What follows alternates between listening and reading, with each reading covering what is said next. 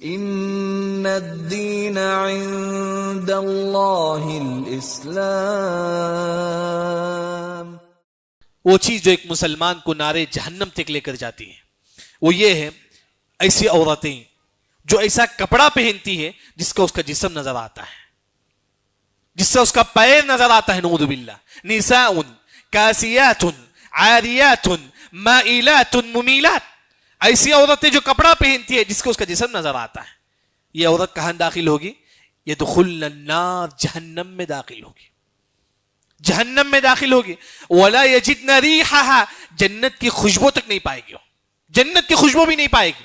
ایسی عورت جو ایسا بلکہ ایک اور حدیث میں آتا ہے، ایک عورت ہے المتبرجات المتخیلات، ایسا چلتی ہے تاکہ لوگ اس کی طرف دیکھیں. کوئی عورت جو نا، ایک عورت ایسا چلتی ہے چلن میں اتنی گھمنڈ ہوتی ہے تاکہ مرد اس کی طرف دیکھیں. ایسی عورت کے بارے میں حدیث میں آتا ہے فَإِنَّهُنَّ مَلْعُونَاتٌ. یہ وہ عورت ہے جن پر اللہ کی لعنت ہوگی. نعوذ باللہ. اللہ کی لعنت ہوگی. یعنی کہ اگر کوئی عورت ایسا کپڑا پہنتی ہے جس کا اس کا جسم نظر آتا ہے، نعوذ باللہ، یہ عورت نارے جہنم میں داخل ہوگی. ایک بات یہ معلوم ہوئی. دوسرا، گھر میں جو باپ ہے دیکھتا ہے کہ جو ہے نا ان کے گھر میں جو ہے نا کئی ان کے بیٹیاں ہیں بے پردہ ہیں، ان کی بیوی بے پردہ ہے، باپ دیکھ کے خاموش رہتا ہے، یہ باپ بھی نارے جہنم میں داخل ہوگا.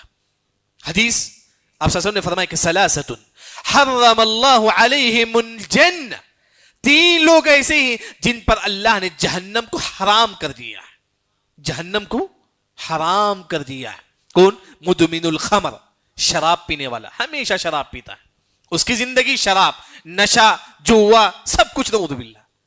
دوسرا العاقل والدی، والدین کی نافرمانی کرنے والا. تیسرا الدیوس الذی یخر القبث فی اہلی. اپنے گھر میں دیکھتا ہے اس کی بیوی بے پردہ ہے، لوگوں کے سامنے جاتی ہے کچھ نہیں بولتا. یہ مرد دیوس ہے جس کے بارے میں حدیث سے فرمایا کہ یہ مرد نارے جہنم میں داخل ہوگا. وہی شوہر دیکھتا ہے اس کی بیوی بے پردہ ہے، شوہر کچھ نہیں بولتا. اس کی بیوی اجنبی مردوں سے بات کرتی ہے، شوہر کچھ نہیں بولتا.